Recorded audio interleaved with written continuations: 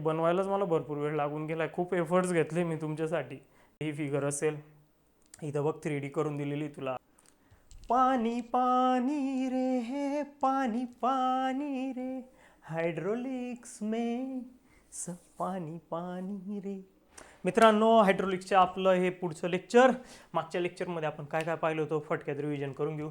तर fluid fluid fluid fluid fluid म्हणजे काय, तर gas and liquid substance that is capable of flow, ज्याला फ्लो होता येतं, वाहता येतं. सॉलिडला तर येत नाही, तो बिचारा एका ठिकाणी. सॉलिड लिक्विड आणि गॅस येतं सर्वीकडे फ्लो होत राहतं, म्हणून त्यांना आपण फ्लुइड म्हणतो. त्यानंतर हे 3 गोष्टी पाहिल्या, हायड्रोलिक्स, हायड्रोस्टॅटिक्स, हायड्रोडायनॅमिक्स, सोबतच हायड्रोकायनॅमॅटिक्स पण आहे. पण तुमच्या सिलेबसमध्ये 3 लिहिले म्हणून हे 3 मी सांगितले. हायड्रोलिक्स काय, it is the branch of science which deals with the study of water at rest or in a motion. मग ॲट रेस्ट थांबलेलं जेव्हा आहे, स्टेशनरी जेव्हा आहे वॉटर, तेव्हा त्याच्यावर जी ब्रँच स्टडी करते ते झालं आपलं हायड्रोस्टॅटिक्स. आणि जेव्हा तो मोशनमध्ये, आता मोशनमध्ये आलं तर ऑफकोर्स त्याच्यावर फोर्स येणार, ॲक्सलरेशन येणार, प्रेशर येणार. ह्या गोष्टी मोशन म्हणजे वेलोसिटी आली, त्याच्यात जे स्टडी होते ते आलं डायनॅमिक्स, हायड्रोडायनॅमिक्स. ओके, हे मागच्या लेक्चरला झालेलं आहे, तुम्ही ते परत पाहू शकतात. नंतर हो हे अगदी किरकोळ आहे, पण मला असं वाटलं की काय होतं, काय युनिट टेस्टला फायनलला एवढं सोपा डिफरन्स येईल का नाही ते आय डोंट नो. पण काही युनिट टेस्टला काही कॉलेजेसला घडलेलं आहे, 2 मार्कला अगदी सोपा डिफरन्स. आपण कठीण करून जातो, विस्कॉसिटी हे ते न्यूमेरिकल ते मॅनोमीटर वगैरे, सोप्यात मार्क जातं, असं व्हायला नको म्हणून हे देऊन टाकले. करायला काय जातं, 1-2 मिनटं लागतील तुम्हाला. तर काय बाबा, it is the difference between solid आणि फ्लुइड. ओके, हां, पहिला डिफरन्स तर खूपच सोपा आहे. सॉलिडचं काय राहतं बाबा, कॉम्पॅक्ट आहे, त्याचे मॉलिक्यूल बॉडीली मूवमेंट नाही होत, ते एकदम फिक्स आहे. ठीक आहे, म्हणजेच क्लोजली स्पेस आहे. ते काय, स्पेस त्यांच्यातली जास्त आहे, म्हणजे रेअरली विरळ आहेत. आणि इथं एक शब्द आहे बघा, इथं फीचर्स आहे बरं का, म्हणजे पॅरामीटर आहे, इंटरमॉलिक्युलर फोर्स. इथं एक आहे कोहेझिव्ह असा वर्ड आहे, कोहेझिव्ह. आणि या वर्डशी आपल्याला जरा, काय झालं रे तुला, या वर्डशी जरा आपल्याला हे करायचं आहे. कोहेझिव्ह, कोहेजन, आणि दुसरं असतं ॲडहेजन. म्हणजेच याच्यावरनं येतो कोहेझिव्ह, ॲडहेझिव्ह. ठीक आहे, कोहेजन म्हणजे काय, दोघं फोर्सच आहे. पण कोहेजन म्हणजे काय, तर सेम मॉलिक्यूल, एकाच सबस्टन्सच्या मॉलिक्यूलमध्ये असलेला फोर्स म्हणजे आपला काय झाला, कोहेजन, कोहेझिव्ह फोर्स. सेम मॉलिक्यूल, एकच वॉटरच्या मॉलिक्यूल सोबतच किती त्याचा बंध आहे, स्ट्रॉंग, किती एकमेकाला ते सोबत राहतात, त्याला म्हणतो आपण कोहेजन. ठीक आहे, आणि ॲडेजन म्हणजे काय, डिफरंट मॉलिक्यूल म्हणजे वॉटर तू टाकलाय स्टीलच्या ग्लासमध्ये, ठीक आहे, तर ते स्टीलचा मॉलिक्यूल तो त्याला चिपकलेला राहील ना, स्टीलचा मॉलिक्यूल आणि वॉटरचा मॉलिक्यूल याच्यात किती बाबा फोर्स ऑफ अट्रॅक्शन आहे, हे म्हणजे काय झालं, ॲडेझिव्ह. आता काही लिक्विड्समध्ये कोहेझिव्ह फोर्स हा जास्त राहतो दॅन ॲडेझिव्ह, काही लिक्विड्समध्ये, फ्लुइड्समध्ये ॲडेझिव्ह फोर्स हा जास्त राहतो कोहेझिव्हपेक्षा. म्हणजे ते स्वतःच्या मॉलिक्यूलकडे जास्त अट्रॅक्ट होण्यापेक्षा दुसऱ्या सबस्टन्सच्या मॉलिक्यूलकडे जास्त अट्रॅक्ट होता ॲडेझिव्ह. असे काही मॉलिक्यूल असतात. बाकी 2 पॉईंट तर खूप सोपे आहेत, काय त्याच्यात एवढं हे नाही विशेष. हे स्टॅटिक्स डिफॉर्मेशनला जातं, तिकडचं तर काय बाबा कंटिन्युअस होतच राहतं. लिक्विड तर ते बनलंच त्याच्यासाठी आहे, सोपं आहे, काही विशेष नाही त्याच्यात. हां, हे महत्त्वाचं आहे बाबा, हे ॲज पर आवर सिलेबसमध्ये आपल्याला क्लिअर कट आहे. सिव्हिल इंजिनिअरिंगचे ॲप्लिकेशन हायड्रोलिक्समध्ये मागच्या लेक्चरला पाहिले होते, त्यालाच परत थोडं डिटेलिंगमध्ये करून दिलं आहे.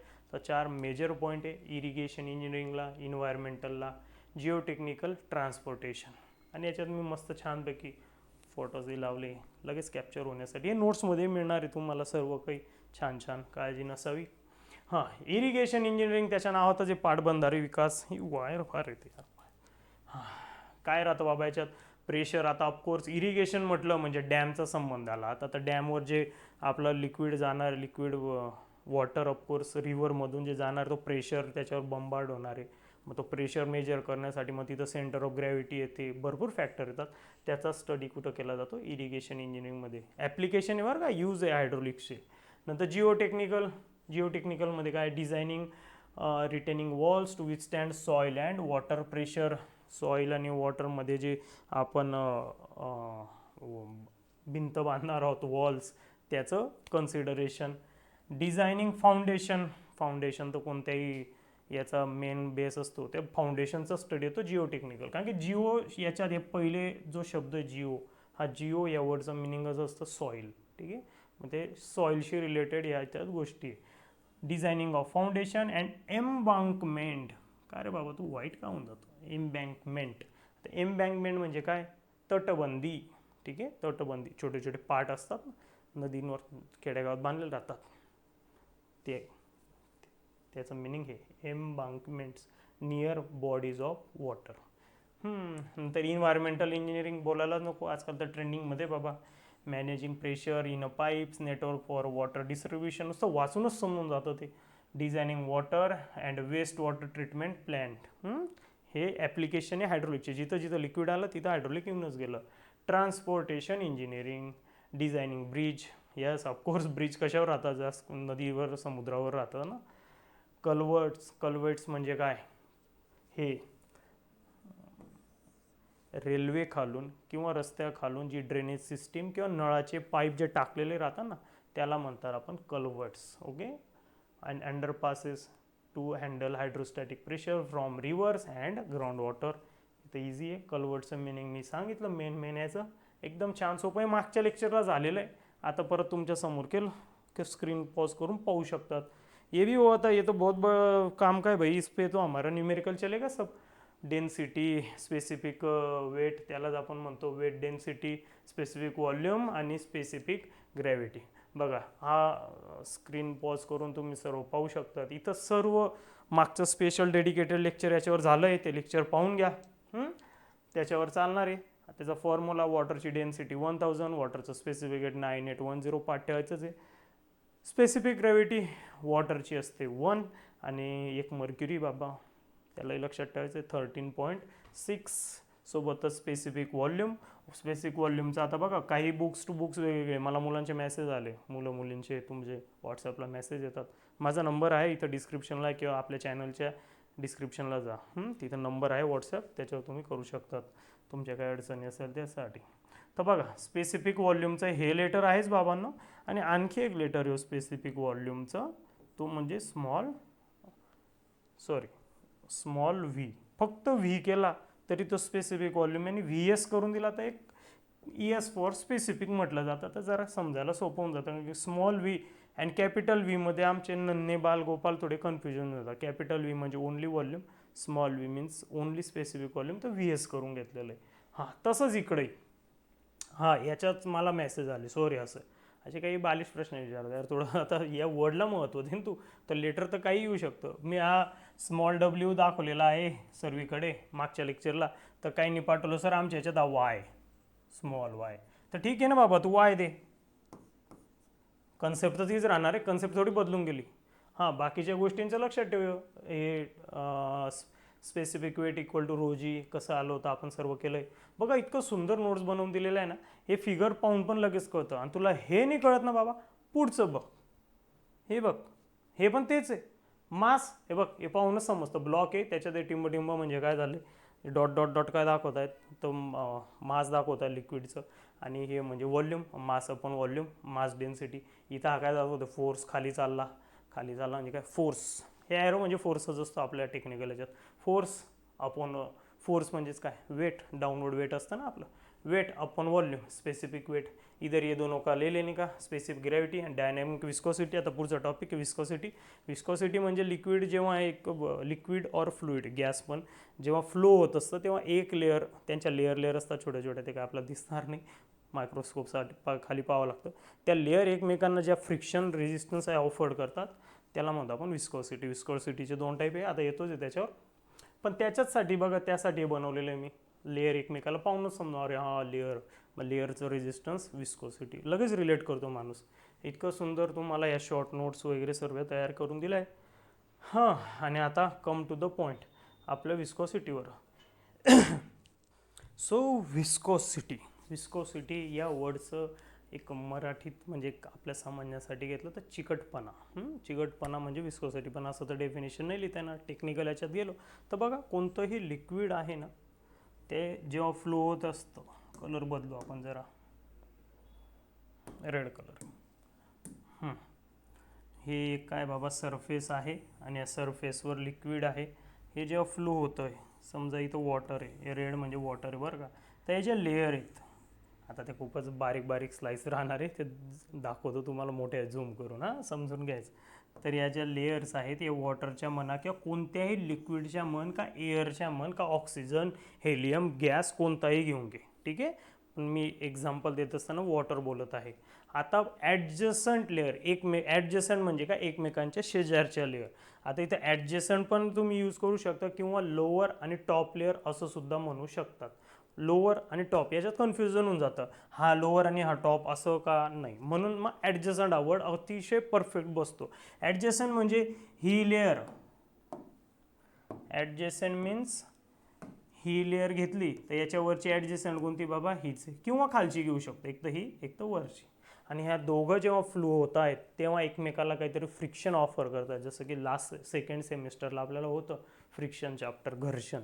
ह्या दोन लेअर एकमेकांसोबत जे फ्रिक्शन ऑफर करतात, हे फ्रिक्शन, हे रेझिस्टन्स मेजर ज्या टर्ममध्ये आपण करतो ते म्हणजे viscosity.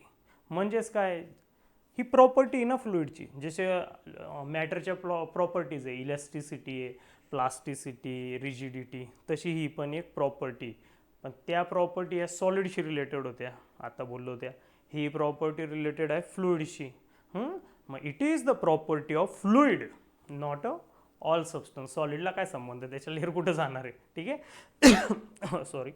It is the property of a fluid which offers resistance to fluid layer किंवा fluid element layer असं सुद्धा म्हणू शकता. fluid layer over another adjacent layer. एक लेअर दुसऱ्या लेअरला जे रेजिस्टन्स ऑफर करत आहे फ्लुइडचं, that may be liquid or gas, त्याला आपण म्हणतो विस्कॉसिटी. आणि सर्व आता क्लिअर होईल थोड्या वेळात, मी काहीतरी तुम्हाला दाखवतो. विस्कॉसिटीचे दोन टाईप आहे, डायनॅमिक विस्कॉसिटी आणि कायनेमॅटिक विस्कॉसिटी. याच्यानंतरचं जे पेज येणार आहे ना बाबा, ते क्लिअर झाल्यावर सर्व एकत्र होतील, मग छानपैकी तुम्हाला समजणार आहे. आता कोणतीही गोष्ट शिकलो का त्याचं येतं युनिट. आता फक्त विस्कॉसिटी नीट बघा, पूर्ण सिलेबसमध्ये जर कुठंही ओनली वर्ड येतोय विस्कॉसिटी, तेव्हा आपल्यासाठी त्या विस्कॉसिटीचं मिनिंग राहणार आहे डायनॅमिक विस्कॉसिटी. जसं की डेन्सिटी, दोन प्रकारच्या डेन्सिटी शिकले ना आपण, एक mass density, weight density. Mass upon volume, weight upon volume. पण जेव्हा फक्त डेन्सिटी वर्ड येईल कोणत्याही न्यूमेरिकलला, तेव्हा आपल्यासाठी ती फक्त कोण आहे, मास डेन्सिटी. मागच्या लेक्चरलाच तुम्हाला सांगितलं, जेव्हा स्पष्टपणे म्हटलं वेट डेन्सिटी, त्याला आपण स्पेसिफिक वेट म्हणून घेतो, तेव्हाच ते समजायचं आहे. तसं विस्कॉसिटी जर म्हटलं आहे न्यूमेरिकलमध्ये only viscosity, if there is only viscosity word, then you have to know that it stands for a dynamic viscosity only, not a kinematic viscosity. आणि आता मी जे तुम्हाला फ्रिक्शनचं बोललो हे सांगतोच, त्याआधी हे बघा, न्यूटन्स लॉवर येऊ आपण. हे बघा, हे तेच आहे, दिसतंय ना स्क्रीनवर.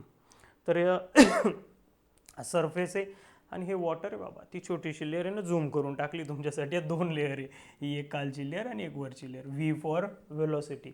आता वरून जो फोर्स लावला आपण, आता शियर असं नाव का आलं इथं, आपण सॉममध्ये शिकलो, पार अप्लाइड सायन्सला शिकलो.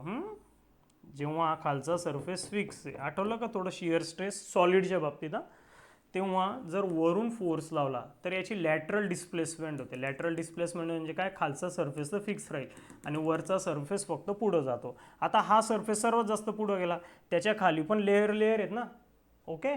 मग हा कमी गेला, हा कमी गेला, कमी गेला, कमी गेला, आणि शेवटी काय बाबा, याची मूवमेंट तर झिरो आहे. या लेअरची मूवमेंट काय आहे, झिरो आहे. Same stands for liquid. आता वरून जर नदी आहे, नदीतनं पाणी वाहणारं म्हण का, तुझ्या घरी काहीतरी तू अशी प्लेट पकडली आणि त्याच्यावर वरून पाणी सोड, पाणी तर लगेच निघून जाईल. टोमॅटो कॅचअप सोड, ठीक आहे, लिक्विडच आहे ना, त्याची विस्कोसिटी जास्त आहे तर ते जरा हळूहळू जाईल. तर बघा होईल काय, खालची लेयर आहे ना बाबा याची व्हेलॉसिटी व्हेलॉसिटी अलग आहे, व्हिस्कोसिटी अलग आहे, स्पेलिंग पण आणि मिनिंग पण पूर्णच फरक आहे. तर जी खालची लेयर आहे मित्रांनो याची व्हेलॉसिटी राहील 0 आणि याच्या वरच्या जशा जशा लेयर जातील त्यांची व्हेलॉसिटी थोडी थोडी वाढत जाईल. म्हणजे जर इथं शिअर फोर्स अप्लाय केला या डिरेक्शनने तर सर्वात आधी ही लेयर मूव्ह होईल, म्हणजे हा जो पॉईंट होता हा इथं येऊन जाईल आणि त्यानंतर एक सर्क्युलर अशी आपल्याला कर्वी नेचरची दिसते. हे काय शो करते बो, खालच्या लेयरची व्हेलॉसिटी कमी कमी होत जाते आणि शेवटच्या लेयरची व्हेलॉसिटी ही अतिशय कमी आहे म्हणजे 0 आहे. आणि हा वाय म्हणजे काय दाखवतो, डिस्टन्स. आता खाली त्याची व्हॅल्यू 0 का घेतली आपण, कारण की खालून मोजतोय ना बाबा, तर हा 0 जसं जसं वर जाऊ तसं तसं घेतलं. आता अतिशय स्मॉल लेअर असल्यामुळे त्याला आपण घेतो dy, डेरिव्हेटिव्ह आला, m2 आला, डेरिव्हेटिव्ह होता ना dx. ओके, डेरिव्हेटिव्हचं मिनिंग कसं काय होतं, स्मॉलर. याच्यासाठी ज्याला आपण डेल्टा आहे ते ॲब्रिवेशन आपण डी करून घेतो. मग इथं जे व्ही आहे बा, ह्या लेअरची खालच्या लेअरची व्हेलॉसिटी व्ही आहे, तर वरच्या लेअरची व्हेलॉसिटी खूप जास्त आहे का त्याच्याहून, हा 10 km/h आहे, तर तो काय 100 km/h आहे का, नाही, थोडीशी याच्यापेक्षा जास्त राहील. खालच्या लेअरपेक्षा वरची लेअर वॉटरची थोडीशी व्हेलॉसिटी जास्त राहील, ती थोडीशी small increment, minute increment is denoted by D, delta. डेल्टाला ॲब्रिवेट कसं करून घेतो आपण, ॲब्रिवेशन म्हणजे काय, आपल्या सोयीसाठी आपल्या कन्व्हिनियन्ससाठी डी करतो आणि तेच दाखवलं डेल्टा व्ही. म्हणजे खालची व्हेलॉसिटी वरच्या एवढी, तर वरच्याची व्हेलॉसिटी खालच्या लेअर एवढी तर आहेच पण थोडीशी जास्त आहे, म्हणजेच काय झालं प्लस डी व्ही. तुम्हाला या पूर्ण डेरिव्हेशनमध्ये जायची गरज नाही बाबा. बरं, ही गोष्ट आली शियर स्ट्रेस शियर स्ट्रेन. आणि आपल्याला रेट ऑफ शियर स्ट्रेन मागे न्यूटनियन नॉन न्यूटनियन फ्लुइडमध्ये गेलं, तेच या न्यूटन्स लॉ ऑफ विस्कोसिटीवरनंच ते आलं आहे, आज परत गेलं ते काय हरकत नाही. तर बघा रेट ऑफ शियर स्ट्रेन हे जे दाखवतं ना एवढं, म्हणजे रेट आहे, चेंज कसा होत गेला. स्ट्रेन म्हणजे काय, change in dimension to the original dimension. इथंही काहीतरी चेंज होतं ना बाबा, हां दिसतंच आहे सर्व डायग्राममध्ये. तर हा जो चेंज होण्याचा रेट आहे, बदल होण्याचा रेटला काय म्हणा, बदल, तर त्याला तो rate of shear stress to the rate of shear strain हे आपलं आता याच्यात येणार आहे. हां याच्यावरनं डायनॅमिक विस्कोसिटी आली न्यूटन लॉ साहेबांवरनं आणि त्याच्याचवरनं हे आलं. पण आपण आधी हे पाहून घेऊ कारण की इथून सुरुवात केली. तर डायनॅमिक विस्कोसिटी काय, shear stress required to produce rate of shear strain. Shear stress required to produce rate of shear strain. आता किती पण रेट ऑफ शियर स्ट्रेनने प्रोड्यूस करायचं आपल्याला, 1 युनिट. आपला ते कोणते टेक्निकल कन्सेप्ट शिकताना आपण तेच करतो ना. जसं की स्ट्रेस आहे, स्ट्रेस म्हणजे काय असतो आपला फोर्स अपॉन एरिया. मग एरिया काय किती घेतो का नाही, युनिट एरिया असं आपण म्हणतो. जसं वेलोसिटी काय म्हणतो आपण, distance upon time, unit time, 1 second metre per second ना. तसं इथं फक्त आपल्याला काय वर्ड लावायचं, युनिट. हां आहेच, ठीक आहे. शियर स्ट्रेस आता दाखवलं, shear stress required to produce unit rate of shear strain. सर्व एक्सप्लेन केलं, व्हिडिओ मागे घेऊन परत पाहून घे. आणि याला काय म्हणतो आपण, डायनॅमिक विस्कॉसिटी. ओनली विस्कॉसिटीची डेफिनेशन वेगळी आहे, डायनॅमिक विस्कॉसिटीची वेगळी आहे. पण न्यूमेरिकलच्या आस्पेक्ट्सने मी काहीतरी बोललो की तेव्हा हे दोघं सेम समजून घेणे. हां, डायनॅमिक विस्कॉसिटीला कोणतं लेटर आहे बाबा आपल्याकडे, म्यू. आणि आता याच्यात आपल्याला कारभार करायचा. हे जे लेटर आहे काय बाबा, म्यू. आणि आता डायनॅमिक विस्कोसिटीचं युनिट, युनिट बोलतं बढिया आहे त्याचं. बघा आता SI युनिट दिख रहा है सबको, न्यूटन सेकंड. टिंब म्हणजे मल्टिप्लाय बरं का, याला असं डॅश पण लिहिता, न्यूटन सेकंड पर मीटर स्क्वेअर. ओके, आता याच्यातला हा सेकंड थोडासा साईडला लिहिला मी, इक्वल टूच लिहितोय हां, न्यूटन पर मीटर स्क्वेअर. आणि हा डॅश म्हणजे मल्टिप्लाय, तर हा मल्टिप्लायवाला एस थोडासा साईडला लिहिला. तर न्यूटन पर मीटर स्क्वेअर ऐकलं आहे ना, कोणाचं युनिट आहे, स्ट्रेसचं आहे, प्रेशरचं आहे. आणि त्याचंच दुसरं न्यूटन पर मीटर स्क्वेअरला दुसरं काय म्हणतो आपण, पास्कल. मग याचं जो काय म्हणून जाईल भाऊ, पा स्टँड्स फॉर पास्कल. हा जो मल्टिप्लाय याला आपण टिंब देतो आणि इथं काय लिहितो, सेकंद. म्हणजेच SI unit of dynamic viscosity म्हणजेच लोनली विस्कोसिटी. याचा युनिट 2 लक्षात ठेवायचे, 2 ने आणखी एक येते, थांब, newton second per metre square. आणि दुसरं काय, हे म्हणजेच काय, ते म्हणजेच बाबा, दुसरं म्हणायचा प्रश्नच नाही. ते म्हणजेच काय, पास्कल सेकंद. दोघं इथं आपले लिहिलेले आहे, दिसतातच आहे. पण और भी कुछ है तुम्हारे लिए मेरे दोस्तों, और भी कुछ है. हाय हाय मैं मर ही जाऊं जो इतना पढ़ लूं. नहीं रे भाई, ऐसा कुछ नहीं होगा, उल्टा तू जिंदा होगा, बहुत बढ़िया होगा. हाँ, तो देखो क्या होगा. तर 1 newton second per metre square म्हणजेच हे बरं का, पास्कल सेकंद, 1 पास्कल सेकंद. याला आपण म्हणत असतो 10 पॉइज. थोडं वेगळ्या कलरमध्ये लिहू, पॉइज. नीट लक्षात ठेवायचं आहे, 10 पॉइज. इकडं 1 आहे, हां, तिकडं 10 आहे, एक एक नाही आहे. हीच तर खासियत आहे सब्जेक्टची. आत्ताच इथं सुरुवात झाली, मग तू विचार कर एंडपर्यंत काय होणार आहे. 1 newton second per metre square म्हणजेच आहे 10 पॉइज. Okay, 10 poise. मग चला प्रश्न पडतो की 1 पॉइज म्हणजे काय. काय हरकत नाही, ते पण बघू आपण. बघा, 1 पॉइज, याला फक्त CGS मध्ये करून टाकायचं आहे. म्हणजे न्यूटनचा काय होऊन जाईल तुझा, डाईन होऊन जाईल. सेकंद तर सेकंदच राहतो, आणि मीटरचा काय होऊन जाईल, centimetre square. So 1 poise is equal to 1 dyne second per centimetre square. नीट डिफरन्स पाहून घ्या, कारण की हे फक्त मी अजून फक्त डायनॅमिक विस्कॉसिटीचं सांगितलं, अजून तर कायनेमॅटिक बाकी बाबा. असंच आहे, मस्त आहे ना. हां, डायनॅमिक विस्कोसिटी कळलं, shear stress, rate of shear strain यांचा रेशो. आता इकडं डायनॅमिक आपण कायनेमॅटिक कुठं लिहू हो, इथं हे सर्व याचं डायनॅमिकचं. आता कायनेमॅटिक्स. बरं, कायनेमॅटिक विस्कोसिटी काय आहे ते काही कठीण नाही. कायनेमॅटिक विस्कोसिटीचा फॉर्म्युला लक्षात ठेवायचा आहे.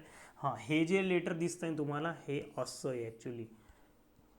पंछी बनू उडता फिरू आज गगन में, पंछी दिसतं ना असं, आपण काढतो ना चित्रकलेमध्ये, ड्रॉइंगमध्ये ते.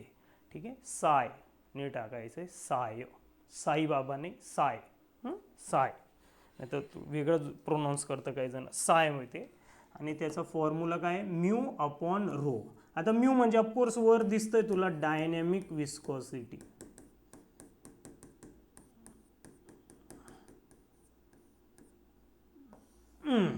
आणि रो म्हणजे काय दिसतोय बाबा, डेन्सिटी. कोणती डेन्सिटी, रो म्हणजे आपली मास डेन्सिटी. क्लिअर लिहिलेलं बरं राहील.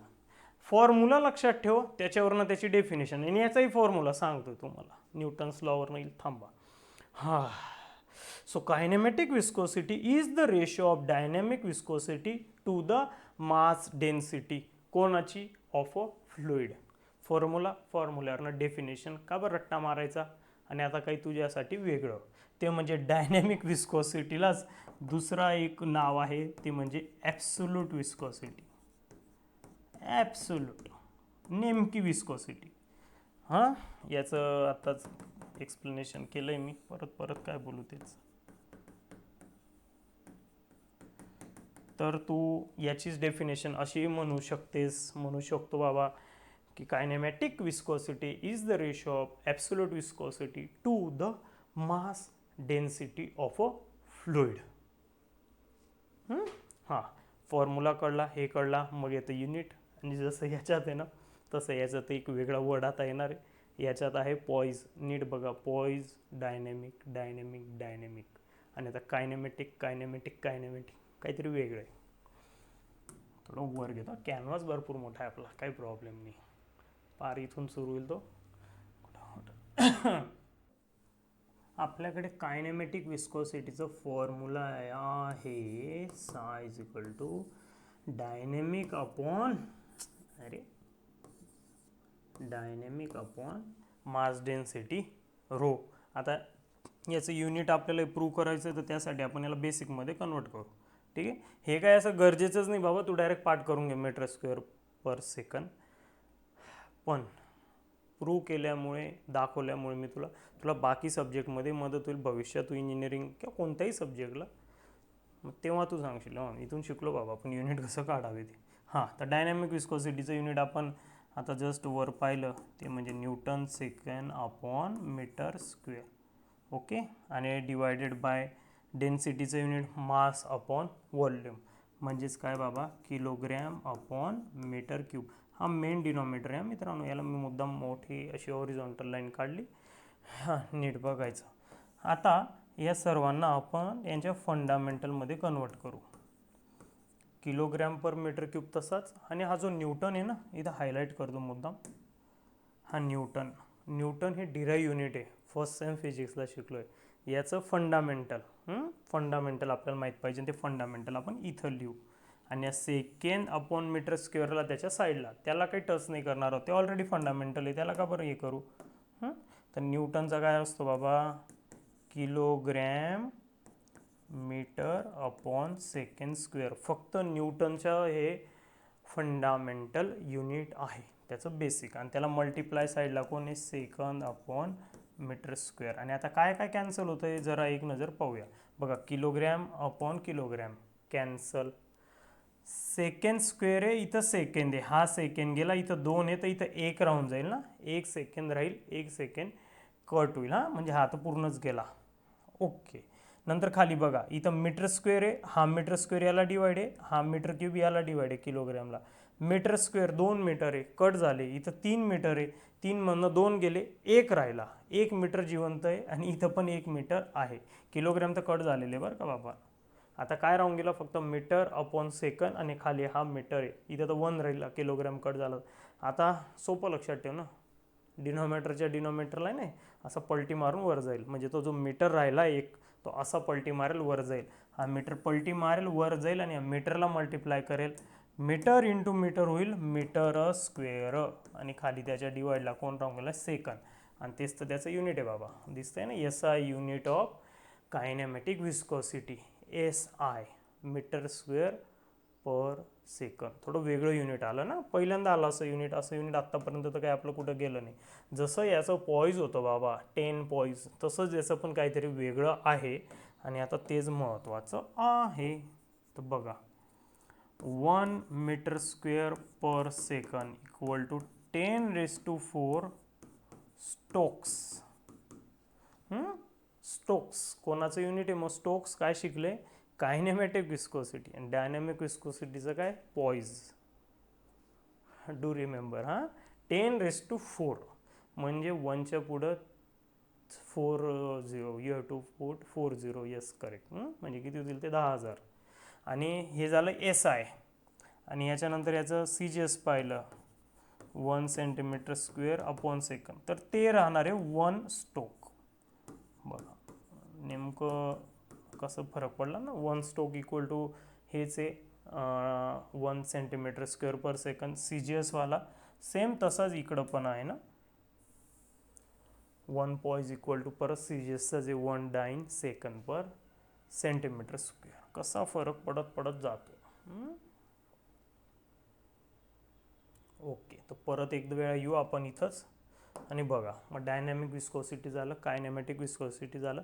डायनॅमिक विस्कोसिटीवरनंच आता न्यूटन्स लॉ येणार आहे. ॲक्च्युली त्याच्यावरनं हा आलेला आहे, shear stress to the rate of shear strain. याचा फॉर्म्युला आता आपल्याला न्यूटन्स लॉ सांगणार आहे, Newton's law of viscosity.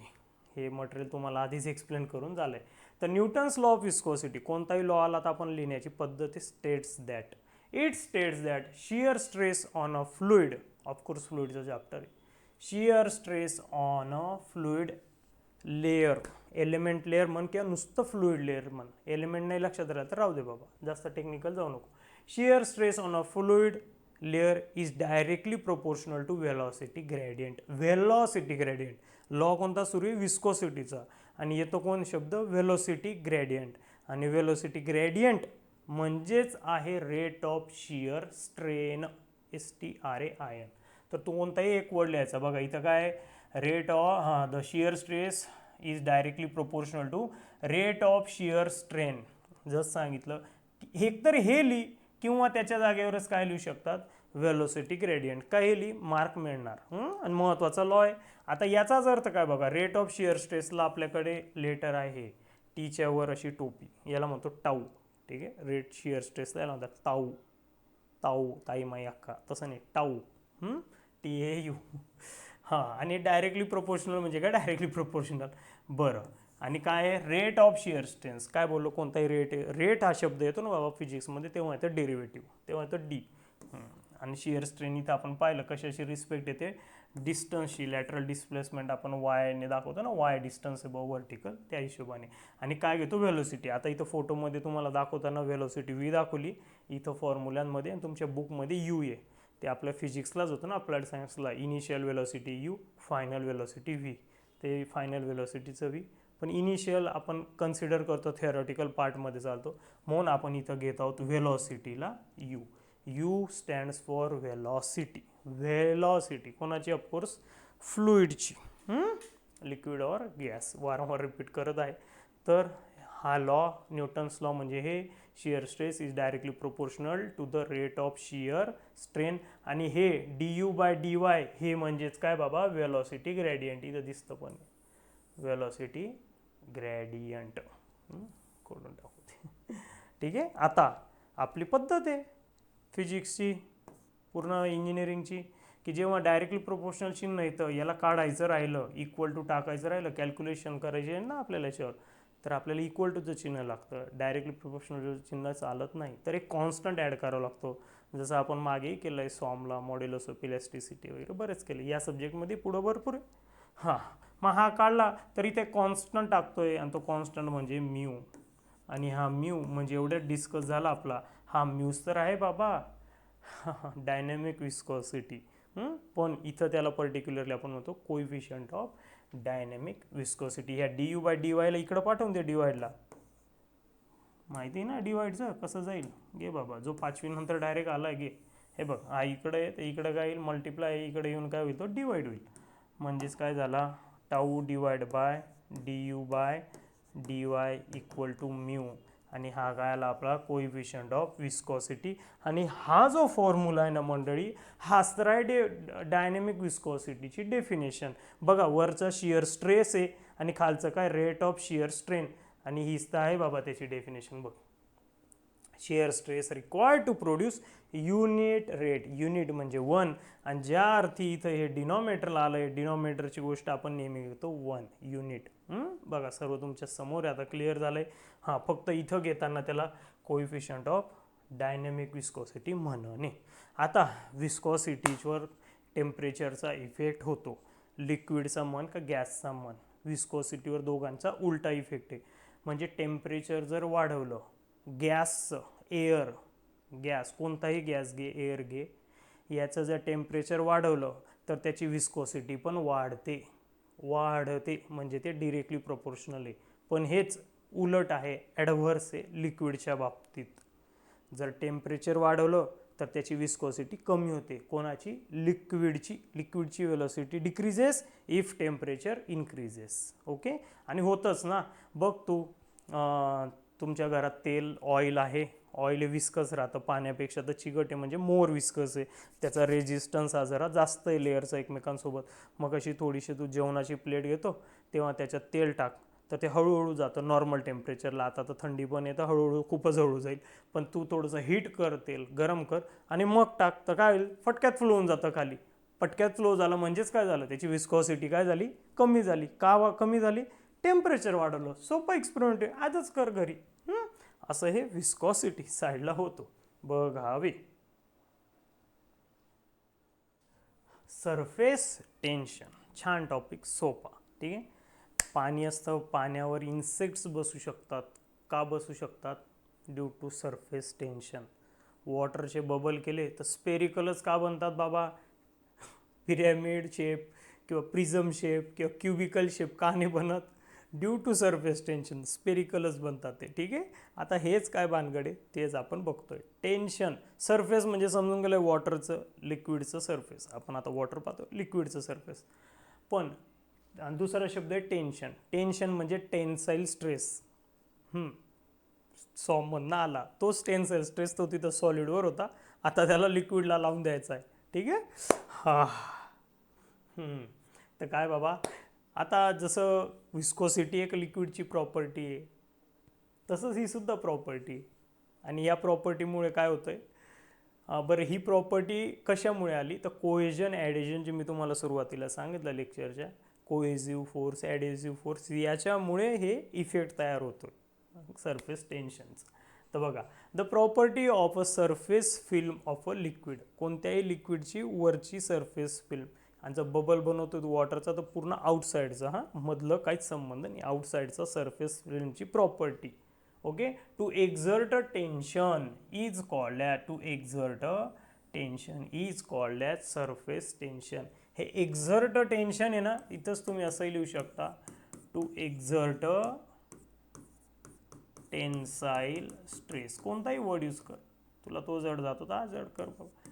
Tensile stress is called as surface tension, the property of a surface film of a liquid to exert tensile stress is called as surface tension. त्याचं letter काय बघ, sigma, horizontal 6. हा letter मागे आपण सॉममध्ये स्ट्रेससाठी चालवला, आता तो बदलून गेला आहे, फरक तर थोडासा आहे. ठीक आहे, बघू आपण. बरं कशामुळे होतं, it is the it cause by the force of cohesion between liquid particle. तुम्हाला बोललो लिक्विडचे दोन, आता ते डिटेलमध्ये पुढं सांगतोय पुढच्या याच्यात. कोहेजन आणि ॲडेजन या फोर्समुळे होतं. इफेक्ट काय बाबा सांगितलं गेलं, इन्सेक्ट त्याच्यामुळे चालू शकता, वॉटर ड्रॉपलेट स्पेरिकलच का राहतात, तर सरफेस टेन्शन, एकंदरीत ते कोहेसिव्ह फोर्स बाबा वॉटरला बाहेर जाऊ देत नाही, त्याच्यामुळे तो कमीत कमी सरफेस बनवण्याचा प्रयत्न करतात. बघा, सेम एरिया घेतला, तू स्पियर बनवला, क्यूब, हा क्यूब आणि हा स्पियर. ठीक आहे, स्पियर म्हणजे गोल शेप. तर कोणाचा एरिया कमीत कमी आहे, याचा कमीत कमी, याचा तर जास्त होऊन जाईल ना, मग याचे मॉलिक्यूल असा प्रयत्न करतील की आपला सरफेस एरिया हा कमीत कमी राहायला हवा, आणि हे पुल पुश ह्या गोष्टी आल्या त्या रिलेटेड राहतात स्ट्रेसशी, म्हणून तिथं टेन्साईल स्ट्रेस आला आहे, कळलं. मग टेन्साईल स्ट्रेस दाबून आपल्याला कमीत कमी एरिया ते ऑक्युपाय करतात, म्हणून ते वॉटर ड्रॉपलेट नेहमी स्पेरिकल शेपमध्ये राहतात, अशा कोणत्याही शेपमध्ये ते जात नाही. खरं म्हणजे हा प्रश्न लहानपणीच पडायला होता ना तुम्हाला, की अरे वॉटरचे ड्रॉपलेट्स तसे स्पेरिकलच का होत आहे, वेगवेगळे का होत नाही. ठीक आहे, आता आपण कुठं, तुम्ही मोठे झाले आता, अजूनही नन्हे मुन्ने आहात ना. SI युनिट काय बाबायचं लक्षात ठेवायचं, न्यूटन पर मीटर. आता न्यूटन पर मीटर काय, याच्या मागे कारण आहे, याचा जर फॉर्म्युला तयार करायला गेलो आपण कोणतो सरफेस टेन्शनचा, तर तो फोर्स अपॉन लेंथ, आणि ऑफकोर्स फोर्सचं युनिट काय न्यूटन, आणि खाली डिस्टन्स लेंथचं युनिट काय मीटर, म्हणून तोच हा टेक्निकल फॉर्म्युला आहे, पण डेफिनेशन वेगळी आहे बाबा, लक्षात ठेव. तर युनिट काय न्यूटन पर मीटर. SI सिस्टीममध्ये, CGSमध्ये ऑफकोर्स काय होऊन जाईल, डाइन पर सेंटीमीटर. न्यूटन पर मीटर स्क्वेअर हे स्ट्रेसचं आहे, आणि न्यूटन पर मीटर ओनली हे याचं आहे. ओके, पुढचं आहे कॅपिलॅरिटी. आता हे सरफेस टेन्शनचंच हे आहे कॅपिलॅरिटी, आणि इथून ते सरफेस टेन्शन जरा व्यवस्थित क्लिअर होतं. केमिस्ट्रीच्या लॅबमध्ये गेले तुम्ही तुमच्या कॉलेजच्या, तर बारीक ट्यूब असते निडल एवढी काचेची, ही दिसतेच इथं फोटोमध्ये, याला म्हणतात कॅपिलरी ट्यूब. कॅपिलरी ट्यूब म्हणतोय मी, आणि या कॅपिलरी ट्यूबमध्ये लिक्विड एक तर वर जाईल किंवा खाली जाईल, तर लिक्विडवर डिपेंड आहे ते कोणतं लिक्विड आहे. आपल्याकडे 2 स्टँडर्ड लिक्विड आहे, एक वॉटर आहे आणि एक येतं मर्क्युरी. मग या 2 लिक्विडवर डिपेंड आहे, वर जातं म्हणजे राईज होते त्यांची का फॉल होतं, आणि या ॲक्शनला, या मुवमेंटला म्हणतात कॅपिलॅरिटी. कॅपिलॅरिटी जी कशात घडते, कॅपिलरी ट्यूब, ज्याच्यात घडतं कॅपिलरी ट्यूब, जी प्रोसेस होते, जी घटना घडते कॅपिलॅरिटी. ओके, मोठे मोठे झाड असतात, त्यांचं पाणी खालून तेवढ्या पार वर्षा टोकापर्यंत, अपेक्सपर्यंत, पानांपर्यंत कशामुळे जातं, कॅपिलॅरिटी ॲक्शनमुळे. रोड्स बारीक बारीक असतात ना बाबा, त्याच्या पंप तर नाही लावून ठेवला की पाणी उपसता येते, ते पण जमिनीतून, असं तर होणार नाही ना. ठीक आहे, बघा, तर काय कॅपिलॅरिटी, द फिनॉमिनॉन आहे काय बाबा, rise or fall of a liquid, कशामध्ये, एक स्मॉल डायमीटरच्या ट्यूबमध्ये, compare to the general surface level of liquid. ही जनरल सरफेस लेवल आहे त्याचा. बघा तेच, the phenomenon of rise or fall of a liquid surface in a small tube, सांगितलं एवढ्यात, रिलेटिव्ह किंवा compare to adjacent general level of liquid. ही जी जनरल लेवल आहे दोघं याच्यात कंटेनरमध्ये त्यापेक्षा एकतर वाढते का कमी होते स्मॉल डायमीटरच्या ट्यूबमध्ये. या स्मॉल डायमीटर ट्यूब आहे ना याच्या जागी तुम्ही कॅपिलरी ट्यूब असं सुद्धा वर्ड यूज करू शकता. ठीक आहे. आणि हा कशामुळे होतो तर कंबाईन इफेक्ट आहे कोएजन आणि ॲडिजनचा. झाला यार त्या अगोदर बोलून आता. हां आता कॅपिलरी राईज हे वॉटरमध्ये होतं. बघा इथं दिसतंय का रे बाबा यार एरो को क्या हो गया व्हाईट कलर. तर बघा कॅपिलरी राईज. एवढी काय बाबा कॅपिलरी राईज दिसते. सरफेस लेवलपासून वॉटर काय झालं वर झाले कॅपिलरी राईज. का झालं कारण की याच्यात ॲडेझिव्ह फोर्स हा स्ट्रॉंगर आहे. वॉटरमध्ये ॲडेझिव्ह कोणता फोर्स स्ट्रॉंगर आहे ॲडेझिव्ह. ठीक आहे इथं लिहिलेलंच आहे वाचा तुम्ही मी साईडला होतो. ॲडेझिव्ह हा फोर्स वॉटरच्या मॉलिक्युलचा हे ग्लास काचेच्या मॉलिक्युलसोबत स्ट्रॉंगर आहेत compare to their cohesive force. म्हणजे वॉटरचाच मॉलिक्यूल स्वतःकडे अट्रॅक्ट होण्यापेक्षा तो ग्लासच्या मॉलिक्यूलकडे जास्त अट्रॅक्ट होतो. म्हणून ते पाणी ग्लासमध्ये काय होऊन जातं वर चाललं जातं. ठीक आहे. आणि हे जे हा जो दिसतो ना आपल्याला हा कर्वेचर असा त्याला म्हणतात मिनिस्कस. काय म्हणतात त्याला मिनिस्कस कॅपिलरी ट्यूब. आणि याच्यात हे असं वॉटरचं सरफेस दिसत आहे. दिसतंय ना कॅपिलरी ट्यूबमध्ये तर झूम केलं बाबा. याला म्हणतात मिनिस्कस. आणि हा जेव्हा कॅपिलरी राईज होतो तेव्हा कोणता शेप असतो कॉनकेव. लेन्सेस चॅप्टर होतो ऑप्टिकल फायबर ऑप्टिक्समध्ये. Concave convex. तर लक्षात ठेवा बाबा कॅपिलरी राईजमध्ये कोणता सरफेस मिळतो मिनिस्कसला कॉनकेव. इधर ही होगा एक आहे इधर भी कॉनकेव. ठीक आहे मिनिस्कस कॉनकेव. आता इकडं आहे मर्क्युरी. हे दोन लिक्विड मेन आहे ना बाबा या चॅप्टरला वॉटर आणि मर्क्युरी HG. याच्यात काय होतं तो आता याच्यात कोएझिव्ह फोर्स स्ट्रॉंगर आहे. मर्क्युरीमध्ये कोणता फोर्स स्ट्रॉंगर आहे कोएझिव्ह. वो अपनों के लिए लड़ते. ये वाटर तो बहुत ये दूसरों के लिए जीता है इसलिए उसमें हा काय याच्यात कोएझिव्ह फोर्स स्ट्रॉंगर आहे मर्क्युरीमध्ये कम्पेअर टू ॲडेझिव्ह फोर्स. म्हणून जेव्हा याच्यात कॅपिलरी ट्यूब टाकली जाते तर राईज होण्याच्या जागी काय होतं बाबा फॉल होतो. म्हणजे सरफेस या लेवलपेक्षा फॉल होतो खाली चालला जातो. आणि इथून आता आपण याला दाखवू तर हे काय झालं आहे या सरफेसपेक्षा हे कॅपिलरी फॉल कमी होणे. मग या कॅपिलरीमध्ये पण हा मिनिस्कस आहे.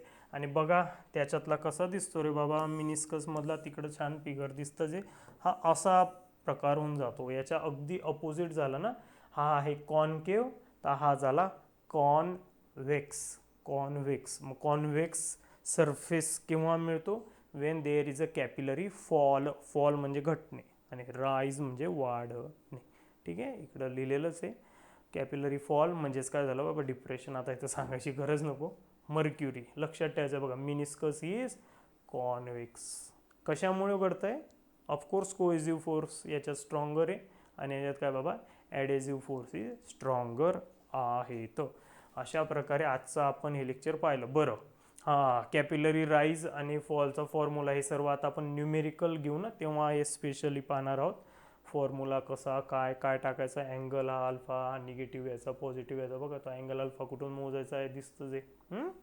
न्यूमेरिकलमध्ये लेक्चर जरा जास्तच मोठं झालं आहे. आणि आता अत्यंत महत्त्वाचं तुम्हाला मी आत्ता सांगतोय मित्रांनो या पुढचे लेक्चर हे आपल्या ॲपवर अवेलेबल राहतील. आपला हायड्रोलिक्सचा कोर्स आता उद्या किंवा परवा 2 दिवसात लॉन्च होणार आहे. तो तुम्ही कोर्स तुमच्या माझ्या टीचिंगवर स्किलवर भरोसा असेल तुम्हाला समजतं. हे तर मी खूप सोपे मागच्या 3 लेक्चरमध्ये शिकवलं. मला तर इंटरेस्ट येतो मला छान वाटतं. पण पुढं खरी गाडी आहे न्यूमेरिकलची. मग नंतर पुढं हायड्रोस्टॅटिक्स युनिट आहे डायनेमिक्स आहे भरपूर काही आहे. आणि या सर्वांसाठी मी तुम्हाला असं छान प्रकारे शिकवणार आहे. बघा हे सर्व गोष्टी मी बनवल्या बाबा. हे तर ठीक आहे टाईप होऊन जातं. हे बनवायला फार विचित्र जातं. आता बघा पुढच्या लेक्चरला काय मटेरियल आहे आणि ते सर्व ॲपवर मिळणार आहे. सर्व प्रेशरशी रिलेटेड गोष्टी पास्कल्स लॉ इकडनं दाबला इकडे येतं त्याचे ॲप्लिकेशन इतकं सुंदर. या सर्व नोट्स पण मिळेल फक्त या चॅप्टरच्या बाबतीत नाही पुढच्या चॅप्टरच्या बाबतीत पण. आणि सोबतच न्यूमेरिकल तर भरभरके राहणार आहे. न्यूमेरिकल तर काही प्रॉब्लेम नाही. इतकं छान करणार आहे. तर आधी बघून घ्या हे एपिझोमीटर हे आपले मॅनोमीटर पॉझिटिव्ह हेड आहे बघ इतकं छान 3D डायग्राम लगेच क्लिअर होती. पुस्तकात अशी डायग्राम आहे ना याला बनवलं मी याच्यामध्ये सॉलिड वर्कमध्ये. ते बनवायलाच मला भरपूर वेळ लागून गेला, खूप एफर्ट्स घेतले मी तुमच्यासाठी. ठीक आहे. हां, तर हे असे फिगर्स राहणार आहे. नंतर हे बघ डिफरन्शियल मॅनोमीटर, किती छान छान सर्व काही करून दिलं आहे. हे आपलं बॉर्डन प्रेशर गेज. ठीक आहे, तुझ्या बुकमध्ये ही फिगर असेल. इथं बघ 3D करून दिलेली तुला, पाणी जातं बाबा. ठीक आहे, ते तेव्हाचं तेव्हा बघू. ही पण नाही आवडत तुला तर बघ बाबा आणखी एक आहे इकडं. हां हां, हे तिघं एकच आहे. आणि त्याचे स्टेजेस कशा प्रकारे मूवमेंट होतं, कसं काय प्रेशर मेजरमेंट करतो.